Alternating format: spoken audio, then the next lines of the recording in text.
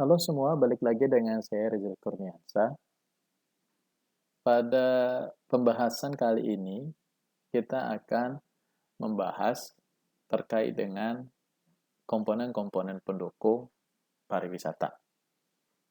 Jadi secara umum teman-teman sekalian, kalau kita bicara sebuah destinasi pariwisata, tidak akan lengkap rasanya kalau misalkan tidak ada komponen-komponen pendukungnya. Tujuannya apa untuk adanya komponen-komponen pendukung ini? Tentu diharapkan nantinya akan banyak menarik para wisatawan itu untuk mau datang ke sebuah destinasi tersebut. Selain itu, eh, kita juga harus memanfaatkan kedatangan para wisatawan tersebut untuk mendatangkan income lebih banyak bagi para masyarakat sekitar. Dengan itu, kita harus membuat juga berbagai macam fasilitas untuk setidaknya membuat para wisatawan itu ingin lama tinggal di sebuah destinasi.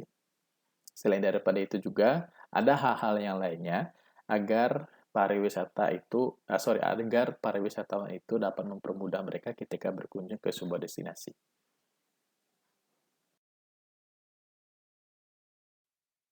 Selanjutnya, nah ini tujuan pembelajaran kita pada kali ini secara umum diharapkan teman-teman sekalian setelah mempelajari materi pada pertemuan kali ini, diharapkan teman-teman mampu menjelaskan dan memahami apa sih sebenarnya komponen-komponen pendukung pariwisata. Nah, selanjutnya teman-teman sekalian, pada tema kali ini terkait dengan komponen pariwisata, secara umum materi yang akan kita bahas ada 4 hal, yaitu ada namanya attraction, amenities, accessibility, dan ancillary service. Jadi sebenarnya keempat komponen tersebut yang akan kita bahas pada pagi hari ini tidak sebatas keempat hal ini ya kalau kita bicara teman-teman, kalau kita bicara komponen pariwisata. Ada banyak hal dengan perkembangan ilmu pariwisata sekarang. Komponen pariwisata sebenarnya sudah banyak dikembangkan oleh banyak para ahli sebelumnya. Antara lain, contoh ada namanya community involvement, ada namanya price, communication, dan sebagainya. Nah, itu kita akan bahas untuk mungkin di pertemuan selanjutnya, teman-teman. Referensi bacaan yang dapat teman-teman cari di Google atau di literasi-literasi lainnya. Teman-teman bisa melihat ini ya, referensi bacaan dari materi kita pada pertemuan kali ini. Jadi di situ saya juga pernah melaksanakan research terkait dengan komponen-komponen pendukung pariwisata tapi di Kota Lombok, tapi secara umum ya mencakup keseluruhan apa sih yang termasuk dalam komponen-komponen pendukung pariwisata, apa sih jenis-jenis dan sebagainya. Oke, kita langsung saja teman-teman sekalian ya. Apa sih sebenarnya komponen pariwisata itu?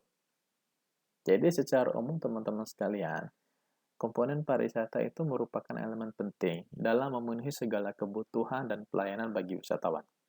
Komponen utama dalam pariwisata yaitu ada attraction, amenities, accessibility, dan ancillary atau dikenal dengan istilah 4A. Kita ketahui bahwa kalau kita ingin mengembangkan sebuah destinasi pariwisata, tidak akan berjalan secara optimal kalau misalkan tanpa dukungan komponen-komponen pariwisata berikut. Tidak mungkin dong kalau misalkan para wisatawan datang ke sebuah destinasi tanpa ada hal-hal yang menarik mereka untuk dapat dilihat, dapat dinikmati. Nah, itu masuk ke dalam attraction.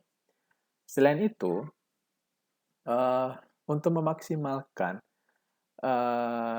jalannya kegiatan-kegiatan kepariwisataan di suatu daerah, tentu dibutuhkan juga fasilitas-fasilitas lainnya, yaitu masuk ke dalam amenities.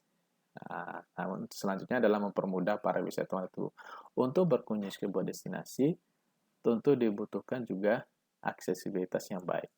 Dan terakhir adalah perlunya adanya kelembagaan-kelembagaan di bidang pariwisata agar dapat berperan aktif dalam menjalankan sebuah kegiatan pariwisata di suatu destinasi pariwisata. Nah, ini kita akan bahas secara terperinci lagi di setiap slide nantinya terkait dengan 4A ini, teman-teman. Oke, apa yang dimaksud dengan attraction? Seperti apa contoh dan sebagainya? Attraction atau atraksi merupakan komponen yang signifikan di mana di dalamnya terdapat keunikan tersendiri yang menarik para wisatawan untuk berkunjung ke suatu daerah wisata. Modal penting atraksi untuk menarik wisatawan yaitu teman-teman bisa melihat gambar yang ada di slide saya. Jadi teman-teman sekalian, sebuah destinasi wisata tanpa sebuah atraksi, ya tidak mungkin sebuah destinasi tersebut akan berkembang secara baik. Ya, tidak mungkin juga para wisatawan untuk mau berkunjung ke destinasi tersebut. Nah, apa saja yang masuk ke dalam atraksi ini? Contoh, atraksi wisata alam, terus ada atraksi wisata budaya, terakhir adalah atraksi wisata buatan manusia. Nah, adanya atraksi-atraksi ini akan menarik para wisatawan itu untuk mau berkunjung. Jadi teman-teman sekalian mau mengembangkan sebuah destinasi, tanpa ada daya tarik, Anda mungkin juga orang mau berkunjung. Nah, seperti itu teman-teman sekalian, penjelasan terkait dengan komponen atraksi ini. Jadi begitu.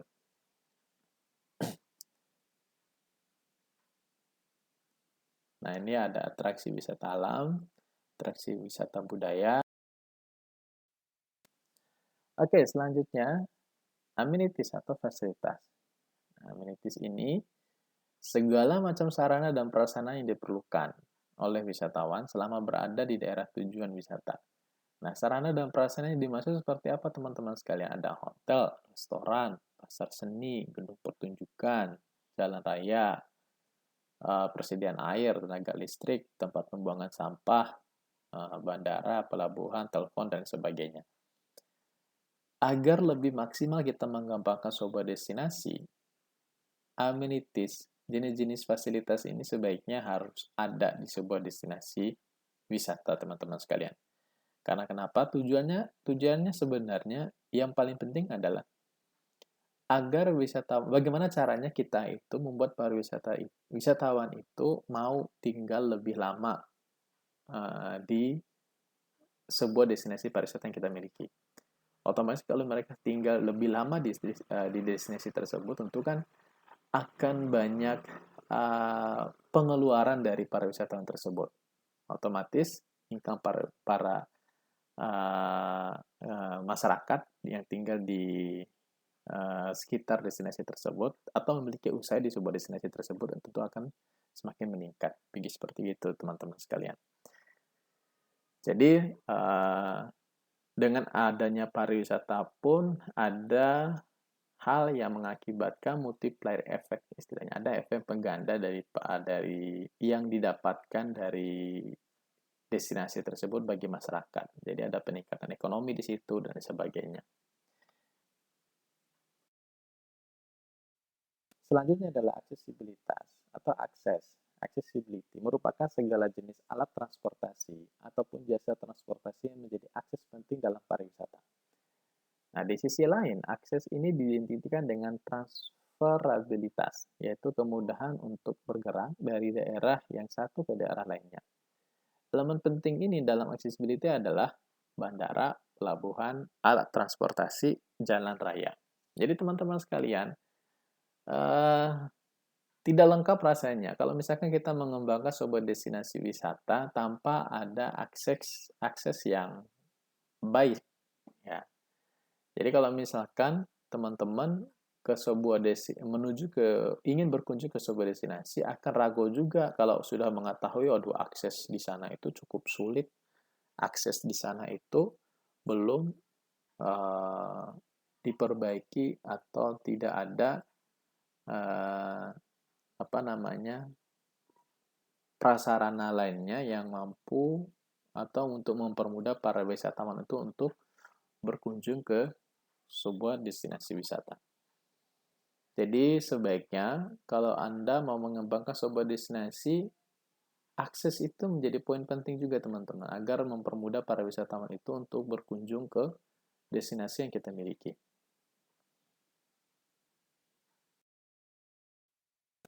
Terakhir adalah ancillary service. Jadi ancillary service ini yaitu organisasi kepariwisataan yang dibutuhkan untuk menyediakan berbagai kebijakan, informasi, penataan sampai dengan pelayanan di destinasi wisata. Organisasi tersebut seperti lembaga pemerintahan maupun swasta, tourist information, travel agent, dan stakeholder lainnya. Adanya kelembagaan ini agar mempermudah atau mengoptimalkan pengembangan dari sebuah destinasi wisata menjadi lebih baik. Jadi kalau misalkan kita ini sudah tersedia atraksi, fasilitas sudah tersedia, akses sudah bagus, tapi tidak akan maksimal juga tanpa adanya peran organisasi-organisasi atau lembaga-lembaga yang bergerak di bidang pariwisata. Selain itu, dengan adanya lembaga-lembaga di bidang pariwisata ini, mereka juga akan berinisiatif untuk bergerak untuk mempromosikan atau mengembangkan sumber daya baik itu sumber daya alam maupun sumber daya manusia di sebuah destinasi tersebut untuk mampu berkembang untuk menjadi sebuah destinasi wisata yang lebih baik. Jadi kalau kita bicara service, di sini juga kan kita mengenal ada yang namanya dari pemerintah kan ada Kementerian Pariwisata, kalau di daerah itu Dinas Pariwisata Provinsi atau Kabupaten.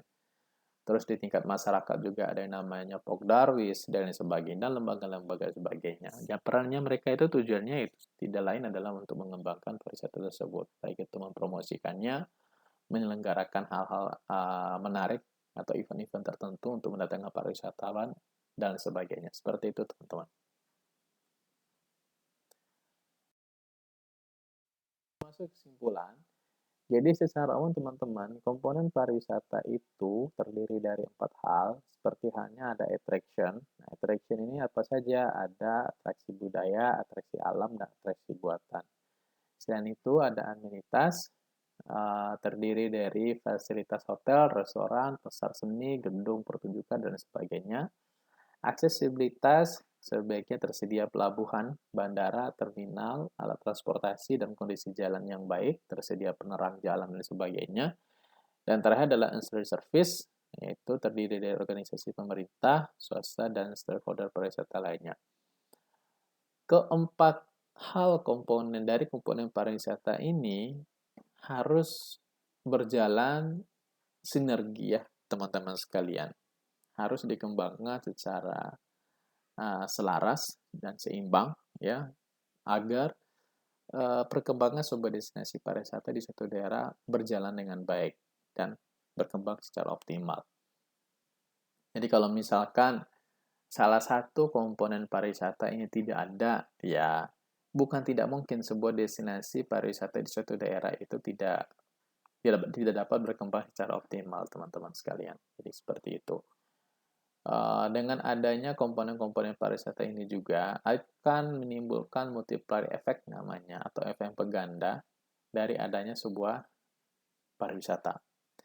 Dengan adanya pariwisata tersebut, masyarakat bisa mengembangkan usaha-usaha di bidang pariwisata seperti hanya restoran, pasar seni, dapat mengelola sebuah atraksi yang dimiliki, ya, dapat menyediakan akses jalan dan sebagainya, dan mampu berorganisasi baik itu di bidang swasta, pemerintah untuk mampu mengembangkan sebuah destinasi pariwisata.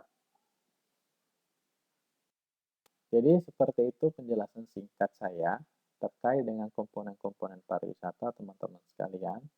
Jadi kalau Anda atau teman-teman sekalian ingin mengembangkan sebuah destinasi pariwisata, tidak akan optimal kalau misalkan sebuah destinasi tersebut tidak tersedia komponen-komponen pariwisata, ya.